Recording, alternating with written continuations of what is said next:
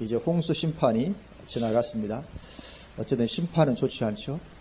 홍수 심판이 이제 지나가고 이제 전혀 새로운 새 시대가 열리게 되었죠. 노아 홍수 이전과 이후는 완전히 새로운 새 시대가 열린 것입니다. 그리고 하나님은 새 시대가 열렸으니까 어떻게 하십니까? 새로운 세대에게 다시 또 복을 주시죠. 하나님은 복을 주시는 하나님인 줄로 믿습니다. 그래서 오늘 9장 1절에 하여튼 복 먼저 주고 시작하십니다. 에덴 동산에도 복을 먼저 주고 시작하셨는데 새로운 시대에 다시 복을 주십니다. 9장 1절에 하나님이 노아와 그 아들들에게 복을 주시며, 하여튼 하나님은 우리에게 복 주시는 하나님인 줄로 믿습니다. 그래서 우리가 하나님 안에 거하고 하나님을 추구하면 하나님의 모든 복이 우리에게 부어지게 되는 줄로 믿습니다. 복을 주시며 그들에게 이르시되 생육하고 번성하여 땅에 충만하라. 하나님의 그런 마음이죠. 우리가 그렇게 땅에서 생육하고 번성하여 땅에 충만하라, 이런 것은 이 땅에서의 모든 축복을 다 함축하고 있는 거죠. 단지 거기서 뭐 숫자만 많이 늘어나라 그런 말은 아니고 모든 축복이 거기에 다 들어있는 것입니다. 그래서 하나님께서 이렇게 복을 주시고, 그래서 이제 노아가 새로운 시대를 이제 시작을 하는데, 이 방주에서 노아가 나왔을 때 마음이 어땠을까? 느낌이, 방주를 열고 밖으로 나왔을 때 아마 한편으로는 심판당한 세상 때문에 안타까움이 좀 있었을지도 모릅니다.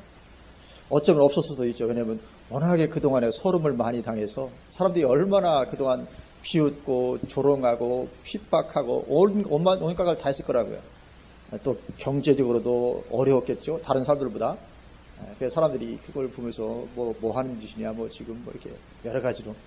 그래서 그런 걸 생각하고 좀 안타깝지 않을 수도 있었을지 모르는데, 하여튼 어떤 느낌이었는지는 모르겠습니다. 근데 아마 한편으로는 감격 가운데 새로운 시대를 시작하게 되지 않았을까. 하여튼 감격이죠. 나와서 이 세상을 바라보면서 하나님께서 나를 그렇게 특별하게 택하시고 은혜를 베푸시고, 이제 나로 말미암아 또 새로운 시대를 시작하게 하시는구나. 아마 거기에 어떤 그 감격이 또 있게 되었을 것입니다. 그렇게 새 시대가 열리는데 하나님은 누구를 통해서 새 시대를 여십니까? 노아와 그의 가족들을 통해서 새 시대를 여시죠. 그러면 그들이 누굽니까? 고난과 시험을 믿음으로 극복하고 이긴 사람들이었죠. 오랜 세월을, 하루 이틀도 아니고 오랜 세월을 오직 하나님의 말씀에 대한 믿음 하나로, 다른 거 없습니다. 하나님께서 그렇게 말씀하셨으니까 그 말씀 하나 붙잡고 모든 걸 다 극복하고 이기고 승리한 것이죠. 모든 고난, 역경, 애매한 소리들, 조롱, 비웃음, 핍박, 오직 하나님의 말씀에 대한 믿음 하나로 그 모든 것을 참아내며 이겨낸 사람들입니다. 하나님은 그런 사람들을 통해서 새 시대를 여시는 줄로 믿습니다. 그런 사람을 통해서 새 시대를 여시는 것이죠. 그렇게 노아를 통해서 새로운 시대가 열렸고 그 시대가 오늘날까지 이어져 왔죠. 그런데 이제 곧 노아를 통해 열렸던 시대도 마감될 날이 우리 눈앞에 다가오고 있는 것입니다. 이제 이 시대도 마감을 하게 됩니다. 그럼 어떻게 됩니까? 또 전혀 새로운 새 시대가 또 열리게 되죠. 이제 이 시대가 이제 마감되고 나면 전혀 새로운 또 새 시대가 열리게 되는 것입니다. 그 시대야말로 새 시대 중에 새 시대라 할 수 있는 천년왕국이 열리게 되는 것이죠. 다시 에덴 동산이 회복되는 정말 새 시대 중에 새 시대죠. 그렇다면 이 에덴 동산의 회복인 이 새 시대를 여는 것도 마찬가지죠. 누구를 통해서 이 천년왕국을 여시겠습니까? 똑같은 것이죠. 마지막 때 극한 고난과 시험을 무엇으로요? 오직 믿음 하나로, 노아처럼 오직 믿음 하나로 이겨내고 극복하는 사람들을 통해서 이 천년왕국의 새 시대도 여시게 되는 것입니다. 천년왕국장인 계시록 20장 4절에서 6절에 보면 또 내가 보좌들을 보니 거기에 앉은 자들이 있어 심판하는 권세를 받았더라. 또 내가 보니 예수를 증언함과 하나님의 말씀 때문에 목배임을 당한 자들의 영혼들과 또 짐승과 그의 우상에게 경배하지 아니하고 그들의 이마와 손에 그의 표를 받지 아니한 자들이 살아서 그리스도와 더불어 1000년 동안 왕노릇하니, 이들을 통해서 천년왕국을 여시는 것이죠. 천년 왕노릇한다. 근데 그들이 어떤 사람이라고요? 예수를 증언함과 하나님의 말씀 때문에 목배임을 당한 자들의 영혼들. 그러니까 이들의 삶이 얼마나 어떻겠습니까? 순교자들이잖아요. 예수를 증언하고 하나님의 말씀을 지키고 어쨌든 말씀 안에서 타협하지 않고 살기 때문에 목배임을 당한, 목을 벨 때는 그냥 단순히 목만 베진 않았을 거라고요. 목 베기 전에 여러 어려움들이 있었겠죠. 때로는 고문을 당할 수도 있을 것이고, 삶의 여정에서도 얼마든지 어려움을 겪을 수 있고, 그런 사람들, 또 짐승과 그의 우상에게 경배하지 아니하고 그들의 이마와 손에 그의 표를 받지 아니한 자들, 마지막 때 얼마나 어려운 자들입니까? 짐승표 안 받습니다. 그것은 결국 삶이 고통 가운데 있다는 거죠. 그래서 그렇게 타협하지 아니하고 짐승표 받지 아니하고 어려울지라도 참고 견디고 인내한 그들을 통해서 하나님은 천년 왕국을 여시는 것입니다. 천년 동안 왕노릇한다. 그리고 5절에 보면 그 나머지 죽은 자들은 그 천년이 차기까지 살지 못하더라. 그렇게 말씀하고 있습니다. 그러니까 예수님 재림할 때 모든 사람이 다 살아나는 게 아닙니다. 나머지 죽은 자들은 그 천년이 차기까지 살지 못하고 이 천년왕국, 이 새로운 시대, 정말 이런 사람들을 통해서 새 시대를 여시는 것입니다. 이는 첫째 부활이라. 이 첫째 부활에 참여하는 자들은 복이 있고 거룩하도다. 둘째 사망이 그들을 다스리는 권세가 없고 도리어 그들이 하나님과 그리스도의 제사장이 되어 천년 동안 그리스도와 더불어 왕노릇하리라. 이런 축복을 우리가 누려야 될 줄로 믿습니다. 이 새 시대를 여는 축복입니다. 하나님께서 노아를 통해서 새로운 시대를 여셨듯이 마지막 때 똑같이 노아의 길에 서서 타협하지 아니하고 믿음 하나로 모든 것을 참고 견디고 극복하는 그런 사람들을 통해서 하나님은 새 시대, 천년왕국의 시대를 여신 줄로 믿습니다. 그래서 우리는 믿음으로 모든 것을 이기고 승리해야 될 줄로 믿습니다. 믿음 하나로 나아가는 것입니다. 믿음 하나로 하나님께서 말씀하셨기 때문에 분명히 틀림없이 이건 진리일 거야. 그래서 그 말씀 하나로 우리가 모든 것을 이기고 믿음으로 이기고 승리하는 것이죠. 그래서 우리는 어떤 환경 때문에 뒤로 물러가는 그런 사람이 아닌 줄로 믿습니다. 히브리서 10장 39절에 우리는 뒤로 물러가 멸망할 자가 아니요 오직 영혼을 구원하며 이르는 믿음을 가진 자니다. 그렇게 말씀하십니다. 이 믿음이 있어야 될 줄로 믿습니다. 우리는 뒤로 물러가 멸망할 자가 아니요. 다른 말로 말씀하면 뒤로 물러가면 어떻게 된다고요? 멸망한다는 것입니다. 하여튼 뒤로 물러가면 멸망입니다. 뒤로 물러가는 멸망입니다. 우리는 뒤로 물러가 멸망할 자가 아니요 오직 영혼을 구원하며 이르는 믿음을 가진 자니라. 영혼을 구원하며 이르는 믿음은 뒤로 물러가는 믿음이 아니라는 것입니다. 영혼을 구원하는 믿음은 뒤로 물러가는 믿음이 아니고, 그리고 어떤 문제 때문에 역경과 환란, 시험, 어떤 것 때문에 뒤로 물러가는 것, 그 믿음이 아니라는 것입니다. 그 영혼을 구원하는 믿음이 아니라는 것입니다. 우리는 절대로 뒤로 물러가면 안 될 줄로 믿습니다. 내 삶의 환경 때문에 어떤 역경과 고난, 어떤 시험들, 그 이유가 무엇인지 그것 때문에 우리가 뒤로 물러가면 안 된다는 거죠. 그러면 멸망할 거라고요. 영혼을 구원하며 이르는 믿음은 뒤로 물러가는 믿음이 아니다. 그렇게 말씀하십니다. 하여튼 우리는 뒤로 물러가면 안 될 줄로 믿습니다. 시험에 들어서도 안 됩니다. 누가 나에게 시험거리를 갖다 줘도 시험 들면 손해입니다. 어찌든 우리는 뒤로 물러가지 말고 어쨌든 하나님을 향하여 우리가 나아가야 될 줄로 믿습니다. 하나님은 항상 그러한 믿음의 사람들을 통해서 새로운 시대의 문을 여는 것입니다. 어느 시대든지 그렇습니다. 새로운 시대라고 할 수 있는 시대는 어느 시대든지. 교회 시대의 시작도 역시 마찬가지입니다. 교회 시대, 예수님 승천하신 후에 모순절 마가다락방에서 성령 임하심으로 교회 시대가 시작되는데, 이 교회 시대의 시작도 역시 믿음의 사람 12명을 통해서 여신 것입니다. 그래서 그들은 최고의 축복의 반열에 서 있는 것입니다. 어쨌든 새로운 시대를 여는 사람은 최고의 축복의 반열에 서게 됩니다. 그래서 교회 시대의 문을 열었던 12사도 최고의 축복의 반열에 서 있죠. 계시록 21장 14절에 그 성의 성곽에는 12기초석이 있고 그 위에는 어린 양의 12사도의 12이름이 있더라. 천국의 새 예루살렘 성에 12기초석인데 그 기초석이 뭐라고요? 12사도. 그들의 이름이 있다. 또 마태복음 19장 27절 28절에 이에 베드로가 대답하여 이르되 보소서 우리가 모든 것을 버리고 주를 따라 싸운데 그런지 우리가 무엇을 얻으리까? 예수께서 이르시되 내가 진실로 너희에게 이르노니 세상이 새롭게 되어, 이제 새 시대가 열린다는 말이죠. 세상이 새롭게 되어 인자가 자기 영광의 보좌에 앉을 때에 나를 따르는 너희도 12 보좌에 앉아 이스라엘 12지파를 심판하리라. 엄청난 축복을 주시는 것입니다. 예수님의 보좌가 있습니다. 그 옆에 12 보좌에 누가 앉는다고요? 12사도가 앉는다는 것입니다. 그래서 뭐 신성종 목사님 책인가요? 보면 하나님 보좌 제일 가까이 있는 사람이 누군가 했더니만 12사도들 보좌다 했다. 뭐 이런 간증이죠. 성국 간증 중에.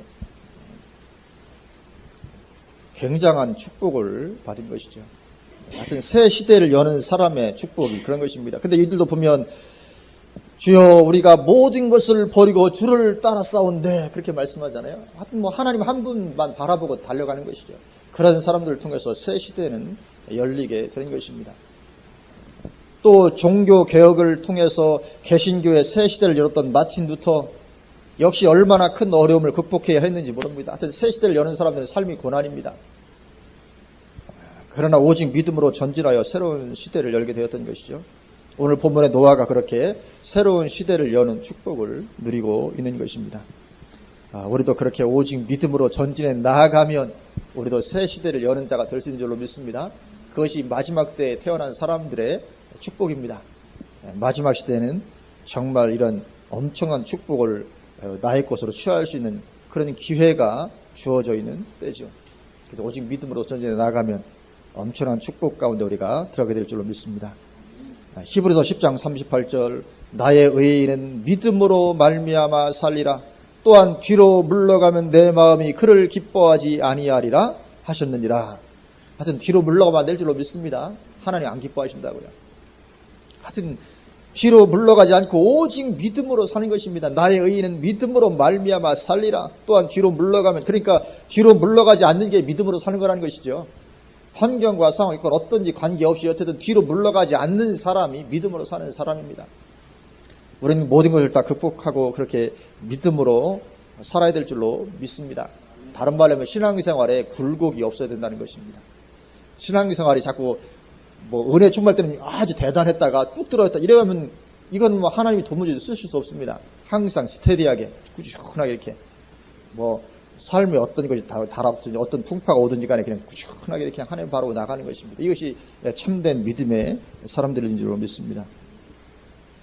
하여튼 우리 신앙에 그런 어떤 요철이 없게 되기를 주님의 이름으로 축원을 드립니다. 그래서 고난이 크면 축복도 큰 줄로 믿습니다.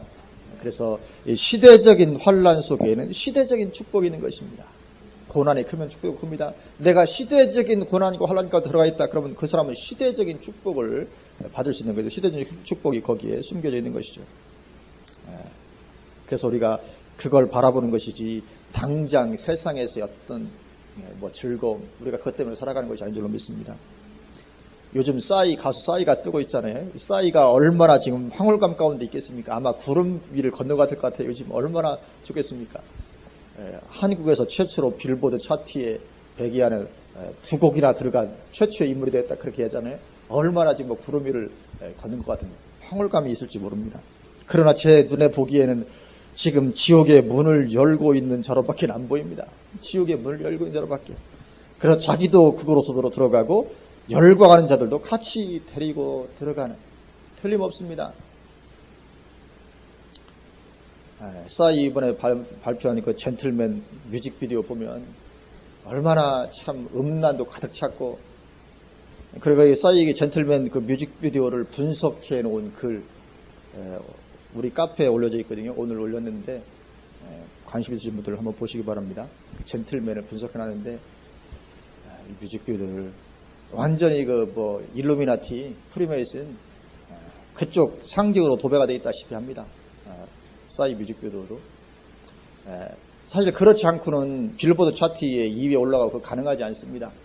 그런 일루미나티 세력이 왜냐하면 전 세계 문화도 다 잡고 있거든요. 다 장악하고 있거든요. 언론 다 장악하고 있습니다. 방송 다 장악하고 있고, 그래서 그들의 협조가 없으면 그렇게 세계적으로 뜨는 것이 가능하지 않습니다.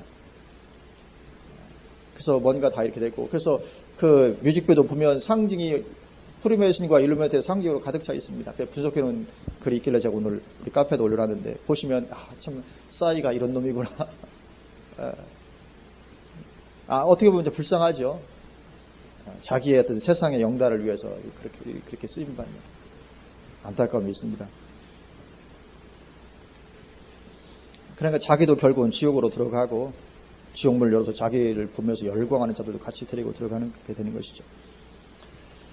하나님은 그렇게 시대를 즐기는 사람들을 통해서가 아니라 시대의 즐거움을 포기하고 묵묵히 방주를 짓던 사람을 통해서 새 시대를 여시게 되는 줄로 믿습니다. 시대적인 즐거움에 탐닉하면 어떻게 새 시대를 여는 사람이 될 수 없죠. 시대의 즐거움을 포기하는 것입니다. 항상 그렇잖아요. 그렇죠? 12사도도 시대적인 즐거움 포기했습니다. 노아도 시대적인 즐거움 포기하고 사도 바울도 시대적인 즐거움 포기하고 하나님의 사람들 치고 시대적인 즐거움을 포기하지 않은 사람이 아무도 없습니다. 다 시대적인 즐거움을 포기하고 묵묵히 하나님께서 주시는 그 길을 따라가는 거죠. 그래서 그런 사람들 통해서 세상에서는 아무도 기억해 주지 않지만 아무도 기억해 주지 않는 그 무명의 어부들을 통해서 하나님은 새 시대를 여시는 하나님이십니다. 이런 은혜와 축복, 영적인 눈이 있어야만 보이죠. 영적인 눈을 열어서 이런 은혜와 축복을 우리가 바라보고 누리게 되기를 주님의 이름으로 축원을 드립니다. 근데 오늘 본문 20절부터 보면 뭔가 분위기가 좀 이상해지기 시작합니다. 본문 20절부터 보면 뭔가 분위기가 이상해집니다. 노아가 술 취했다 이런 말이 나오죠. 술에 취했는데 그래서 뿐만 아니라 벌거벗고 잠을 자고 뭔가 조금 이상하죠. 노아답지 않은 행동을 합니다. 그리고 아들이 또 함이 그것을 비웃고 떠버리고 이것은 그냥 밖에 나가서 단순히 아버지가 지금 벌거벗고 자고 있더라 그렇게 말한 정도 아닙니다. 그거까지 아니죠. 그거 가지고 저주할 리가 없죠. 나가서 비웃고 그렇게 막 떠버리고 막 그렇게 그래서 저주받고 그러죠. 그래서 이건 홍수 이전의 노아 가정의 모습과 전혀 이게 어울리지 않는 매치가 되지 않는 그런 모습입니다. 그래서 노아가 이제 잠을 깨서 그 사건을 알고서 함 아들을 저주하고 또 다른 두 아들을 축복하고 그렇게 되죠. 그리고 이 저주와 축복은 그대로 성취되어서 오늘날까지 이르고 있습니다. 놀랍죠? 노아가 깨서 한 저주와 축복이 그대로 하나님은 역사를 통해서 그대로 성취시키십니다. 당시 가장은 하나님의 종으로서의 권위를 가지고 있었던 거죠. 하나님의 종으로서의 권위를 가지고 있었습니다. 그래서 오늘날 갈수록 가장의 권위가 무너지고 있죠. 가정들에서 정상이 아닌 것입니다. 이것도 사실은. 성경적이 아닙니다. 이것도 종말론적인 현상 중 하나입니다. 왜냐하면 오늘날은 모든 권위 파괴의 시대이기 때문에 그렇습니다. 포스트 모더니즘의 가장 큰 특징이 바로 그거잖아요. 권위 파괴, 전통적인 가치관 개념 파괴.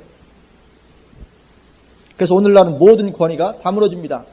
가정에서는 가장의 권위가 무너지고 학교에서는 선생님들의 권위가 무너지고 나라에서도 대통령의 권위가 무너지고 오늘날 대통령이 무슨 권위가 있습니까? 얼마나 욕을 많이 해도 전혀 상관없습니다. 대통령 욕한다고 잡아가지 않습니다. 대통령 권위 무너지고 하여튼 오늘날은 권위가 다 어른들의 권위도 다 무너집니다. 요즘에는 어른들이 아이들 잘못했다고 훈계도 못합니다. 훈계하면 당장 봉변을 당하니까 오늘날은 권위가 무너질 시대.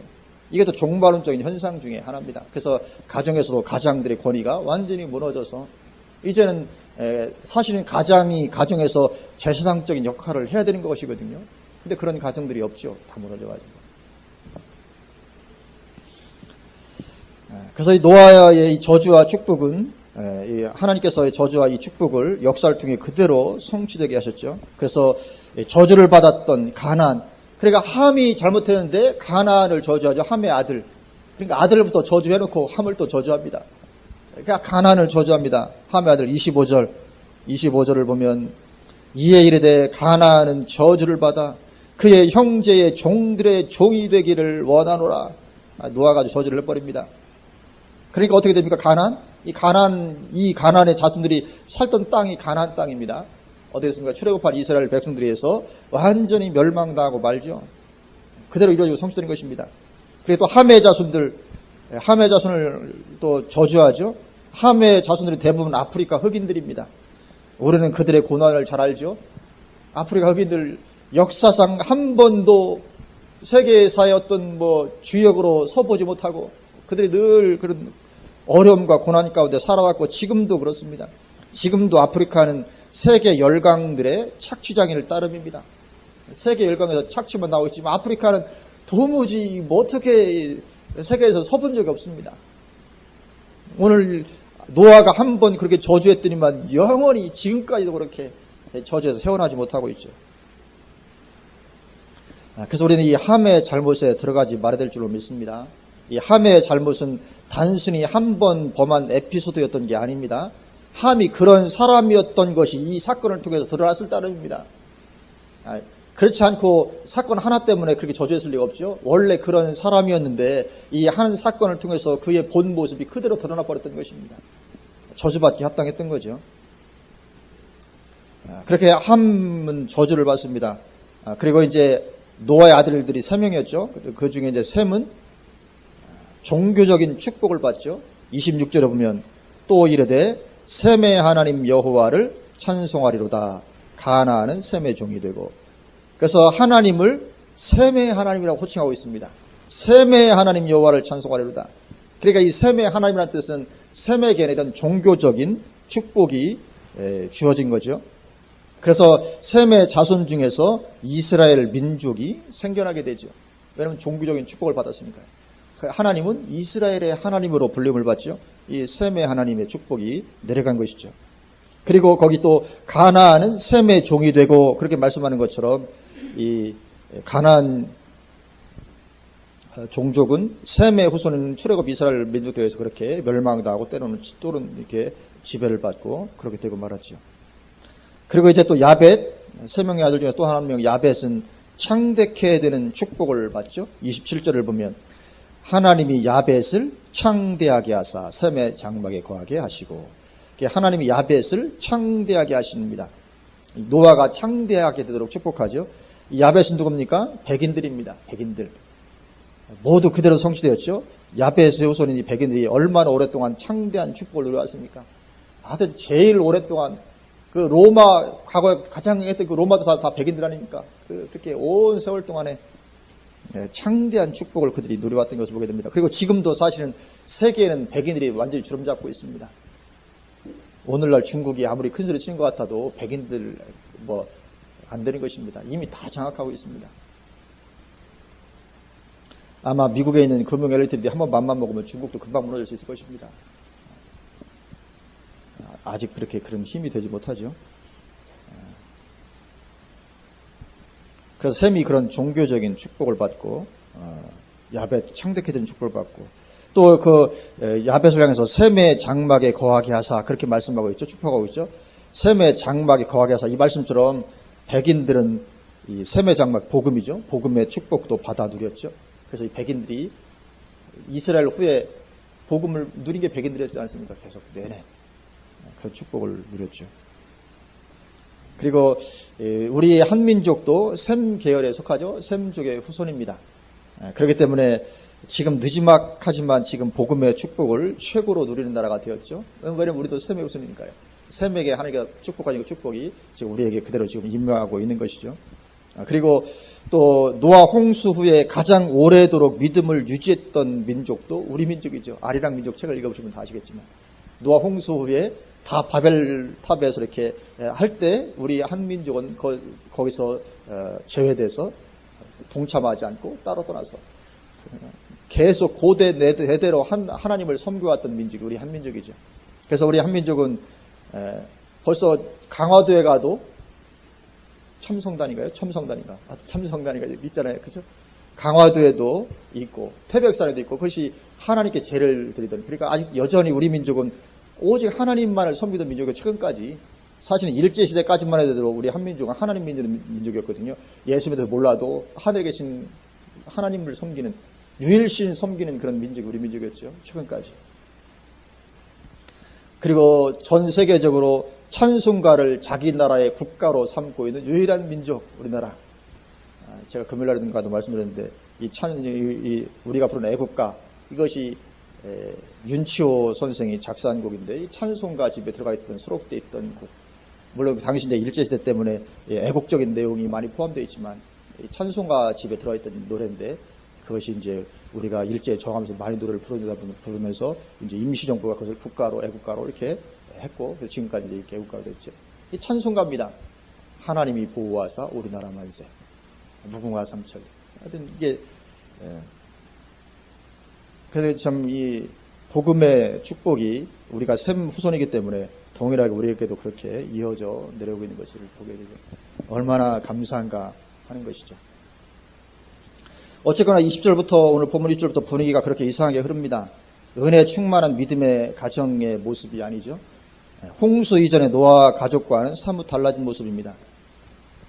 그래서 뭔가 이제 그전에는 당대 최고의 의인이라는 말을 들었던 노아였는데 그런 가정의 모습과 전혀 같아 보이지 않죠.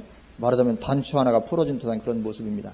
그래서 당대 최고의 의인이라기보다는 뭐 평범하기 그지없는 그런 가정의 모습이잖아요. 아주 지극히 평범한 가정의 모습에 불과하게 보이는 거죠. 안타깝지만 이것이 우리 인간의 실상입니다. 이게 우리 인간의 실상입니다. 아무리 의인이었다 할지라도, 아무리 믿음이 좋았다 할지라도 그냥 있으면 저절로 타락해가는 게 우리 인간입니다. 이게 우리 인간의 실상입니다. 저절로 있으면 우리는 자동으로 타락합니다. 배교 프로세스가 작동합니다. 그래서 노아도 방주를 줄기차게 짓고 있을 때는 타락하지 않았었잖아요. 방주를 줄기차게 짓고 있을 때는 그 엄청난 시험과 환란, 욕을 하고 뭐 비웃고 조롱해도 그가 전혀 그렇게 타락을 하지 않았었는데 홍수 후에 이제 뭐 그냥 있으니까 그때는 뭐 특별히 할 게 없잖아요. 그냥 있으니까 자동적으로 타락해가는 것입니다. 자동적으로 타락해가는 것입니다. 이게 우리 인간의 실존입니다. 안타깝지만. 그래서 그때로부터 불과 몇 대 내려가지 않아서 또 모두가 다 하나님을 떠나게 되고 맙니다. 아니 불과 노아 홍수 심판 당한 지 얼마 되지 않았는데 불과 얼마 지나지 않아서 다 또 하나님을 떠나게 되고 또 심판을 당하게 되고 말죠. 뭡니까? 바벨탑 사건입니다. 또 그렇게 바벨탑 쌓는 일이 또 벌어지고 마는 것입니다. 이 바벨탑 사건은 완전한 배역이거든요. 완전한 배역의 역사가 또 일어나는 것입니다. 그것이 노아 홍수 후 오랜 시간이 지난 후의 일이 아닙니다. 아직 노아가 살아있을 때 바벨탑 사건이 일어났다는 거죠. 바벨탑의 주역이 누구였습니까? 니므롯이었잖아요. 니므롯이 바벨탑의 주역인데 니므롯은 노아의 3대 손입니다. 불과 3대라고요. 노아의 아들이 누굽니까? 함이죠. 노아의 아들 함의 아들 구스의 아들이 니므롯입니다. 그러니까 노아에서 함으로 구스로 니므롯 3대입니다. 단 3대. 겨우 3대 내려갔는데 완전히 배교하게 되고 말았다고요. 바벨탑 쌓고.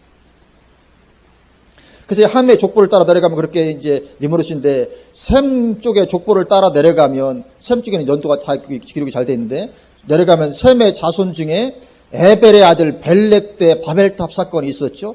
창세기 10장 25절을 보면 에벨은 두 아들을 낳고 하나의 이름을 벨렉이라 하였으니 그때의 세상이 나뉘었으며 벨렉의 아우의 이름은 욕단이며. 그래서 에벨이 아들의 이름을 벨렉이라고 지었습니다. 왜 그렇게 지었다고요? 그때 세상이 나뉘었기 때문에. 이 벨렉이란 단어의 뜻이 나눔이란 뜻입니다. 나눔. 그러니까 자식 이름을 나눔이라고 줬습니다. 왜냐하면 그때 세상이 나뉘었기 때문에. 온 세상이 이렇게 나뉘고 어떻게 한 거예요? 나뉘어서 흩어졌다 그 말입니다. 그러니까 이때의 벨렉이 출생할 때 이때에 이제 바벨탑 사건이 있었던 것입니다. 그러면 노아 홍수로부터 벨렉이 태어날 때까지 몇 년이 걸렸습니까? 아까는 3대였잖아요. 함족에는. 근데 거기 연도는 기록되어 있지 않거든요. 세대가 내려갔는데 노아 홍수로부터 벨렉이 태어날 때까지 그럼 몇 년이 걸렸는가? 11장 10절에 보면 홍수 후 2년에 셈이 아르박삿을 낳았다. 그렇게 되어 있지요. 2년이 걸립니다. 그리고 12절을 보면 아르박삿은 35세에 셀라를 낳았다 되어 있습니다. 또 14절에 보면 셀라는 30세에 에벨을 낳았습니다. 그리고 16절에 에벨은 34세에 벨렉을 낳았습니다. 다 더하면 2 더하기 35 더하기 30 더하기 34 다 더하면 101이 됩니다. 101. 그러니까 홍수 끝나고 겨우 100년밖에 안 돼서 바벨탑 사건이 있었다는 것입니다. 단지 100년밖에 안 지나서. 함의 족보들이라면 세대. 100년밖에 안 지나서. 그리고 노아는 오늘 본문 9장 28절을 보면 홍수 후 350년을 더 살았다고 되어 있거든요. 홍수 350년을 더 살았는데 홍수 100년 만에 바벨탑 사건이 있었다고요. 그러니까 노아가 아직 살아서 바벨탑 후에도 수백 년이나 더 살았으면 노아가. 그러니까 노아가 아직 살아있는 그 시절에 바벨탑을 쌓았다는 것이죠. 얼마나 그러니까 이 타락이 우리 인간의 이런 타락이 배교가 얼마나 쉽게 이루어지는지 모르는 것입니다. 노아 생전에 그렇게 바벨탑 사건이 있었습니다. 물론 노아는 바벨탑 사건에 동참을 하지 않았을 것입니다. 동참하지 않고 욕단의 자손들과 더불어 동방으로 이주했을 것입니다. 왜냐하면 욕단의 자손들은 동방으로 이주해서 산악지에서 살았다고 말씀하기 때문에. 그래서 우리가 욕단의 후손이죠. 그래서 우리는 이제 바벨탑 사건에 동참하지 않고 우리는 민족 이동을 해가지고 결국은 이제 이렇게 한반도까지 오게 되었는데, 그래서 바벨탑 이전에 온 인류가 언어가 하나였을 때 그 언어가 뭐였겠냐? 그게 우리나라 한국어였을 거라 이렇게 얘기를 하거든요. 그것이 이제 아리랑 민족 책에 보면 그되어 있죠. 그리고 욕단의 자손 중에 요밥이라는 사람도 나옵니다. 요밥. 그래서 욕단의 자손 중에 나오는 요밥이 아마 성경에 나온 욥일 것이다. 그렇게 추측을 하죠. 그리고 욥도 보면 욥도 동방에 살아도 동방에 의인이었다고 하잖아요. 그죠? 동쪽으로 이제 동방에. 그래서 어쨌든 이 노아는 바벨탑 건설에는 동참하지 않았을 것이지만 그 생전에 그런 일들이 벌어진 것이죠. 아마 노아가 욕단과 더불어서 참 안타까운 마음으로 이주하지 않았을까. 그래서 이 아리랑 민족 그 책에서 잘 알겠는 대로 아리랑 민족 나를 버리고 가시는 님은 심리도 못 가서 발병한다. 그럴 때 그렇게 동방으로 이주하고 했는데 그 일부의 무리가 다시 돌아간 거죠. 돌아가서 바벨탑 건설에 동참할 때 그들을 향해서 너 나를 버리고 가다가는 심리도 못 가서 발병할 건데 그렇게 돌아가지 말고 이쪽으로 가자. 그래도 돌아간 그들을 향해서 안타깝게 불렀던 것이 아리랑 노래 가사다. 뭐 이런 거죠.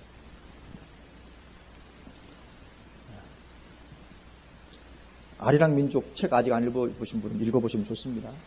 은혜가 참 많이 됩니다. 우리 한국 민족에 대해서도 이해가 되고 우리 민족을 향해서 하나님께 참 이런 계획이 또 앞으로 있으시겠구나 그런 것도 보게 되고 그렇습니다.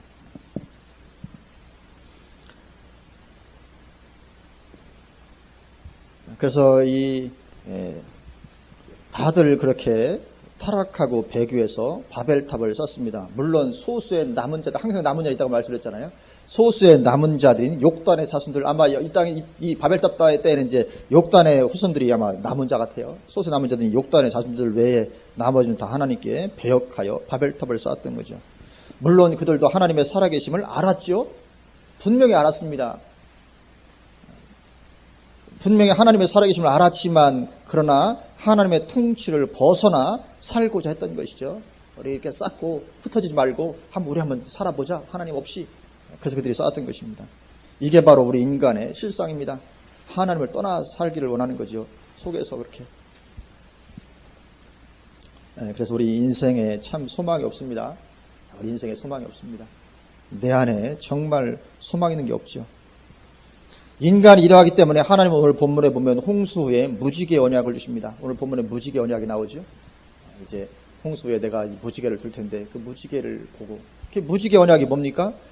무지개를 보시면 이제 하나님께서 내가 너희를 다시는 심판하지 않겠다고 말한 그 언약을 내가 기억하겠다고 하거든요. 뭐 하나님이 기억력이 없어도 두신 건 아닐 텐데 어쨌든 무지개가 뜨는 것을 보면 내가 인간을 다시는 내가 심판하지 않겠다고 약속했었지. 그걸 기억하고 우리를 심판하지 않으시겠다. 그래서 무지개를 두신 것입니다. 무지개 언약이거든요. 이것이 보여진 거 뭡니까? 그만큼 인간이 구제불능이라는 거죠. 하나님께서 무지개를 보시면서 심판을 돌이키셔야만, 심판하실 마음을 돌이키셔야만 살아남을 수 있는 것이 인간이라는 것입니다. 무지개 언약이 없으면 매일 심판하다 끝나는. 그러니까 무지개 언약은 우리 인생이 그 모양이다 를 보여주는 것입니다. 하나님이 무지개를 바라보지 않으면 우리는 당장 심판에 들어갈 수밖에 없는 어떤 그런 존재들이라는 거죠. 그래서 이처럼 무지개 언약은 우리 인간의 죄성을 그대로 보여주는 것입니다. 그래서 우리 안에는 아무런 소망 없습니다. 그래서 육신대로 살면 그대로 죽는다는 것입니다. 우리 안에 선한 것이 사도 바울도 내 속에 선한 것이 도무지 구하지 않는다고 말씀하고 하는 것처럼 그래서 육신대로 살지 말라는 거죠. 영으로서 몸의 행실을 죽여야만 산다. 그렇지 않으면 당장 이런 하나님을 떠나는 이런 프로세스가 작동하기 시작하는 것이죠. 그래서 오늘 본문의 노아의 가족을 통해서 우리가 깨닫게 되는 것은 고린도전서 10장 12절 말씀처럼 선줄로 생각하는 자마다 넘어질까 조심하라 그 말씀입니다. 아무리 지금 선 있는 것 같아도 언제 넘어질지 모른다는 거죠. 선줄로 생각하는 자마다 넘어질까 조심하라. 그래서 우리 신앙에 자만은 있어서는 안 됩니다. 언제 넘어질지 모릅니다.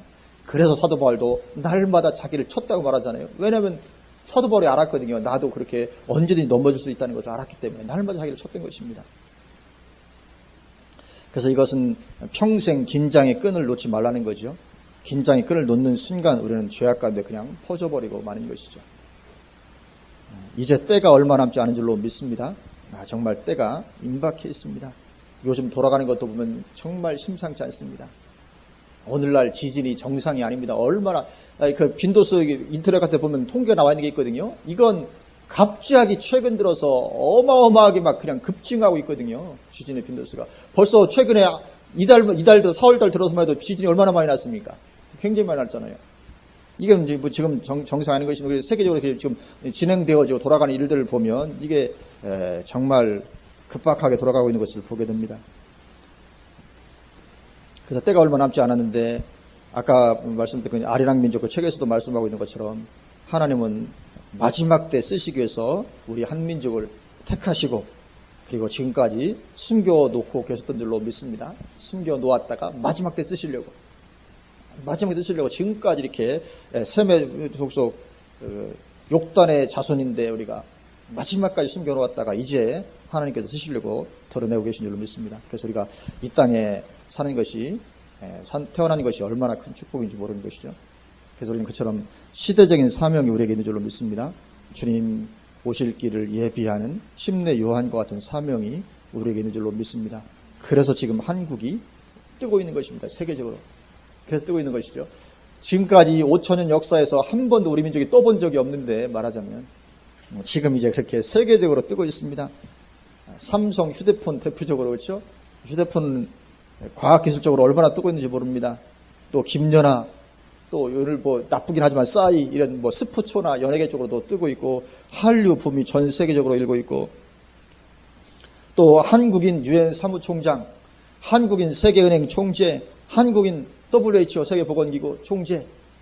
이 한국인들이 이렇게 조그만 나라에서 유엔 그죠? 유엔 사무총장, 세계은행 총재도 한국인이죠. 김용인가요? 하는 뭐 또 WHO도 한국인 했죠. 세계보건기구. 이 작은 나라가 얼마나 요즘 뜨고 있는지 모릅니다. 그래서 그렇게 뜨고 있는 사람들은 자신들이 잘나서 그런 줄 알겠지만 그렇지 않습니다. 우리 민족을 쓰실 하나님의 계획이 있으시기 때문에 그렇게 마지막 선교 과업을 완성하신 데 우리를 쓰시기 위해서 지금 한국 민족을 그렇게 띄우고 계신 줄로 믿습니다. 그래서 선교 현장에서는 그것이 굉장히 큰 힘이 되잖아요. 한국이 뜨고 있는 것이 얼마나 이 선교하는데 힘이 되는지 모르죠. 그래서 우리는 정말 영적인 사람이 더욱더 되어야 될 줄로 믿습니다.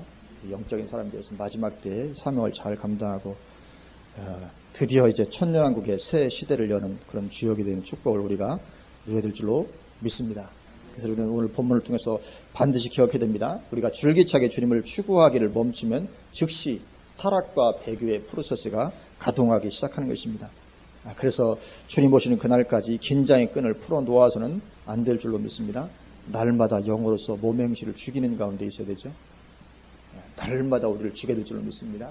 날마다 세상이 나를 침범에 들어가는 것들 날마다 깨트려야 됩니다. 그냥 세상이 나에게 침범이 될 때 허용해서 자꾸만 세상을 하나씩 즐거움을 탐닉하고 하나씩 받아들여가다 보면 그냥 무너지는 것입니다. 날마다 깨어서 긴장 가운데 그렇게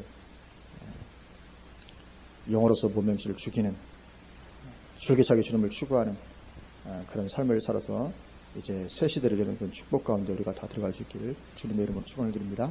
아멘. 기도하시겠습니다.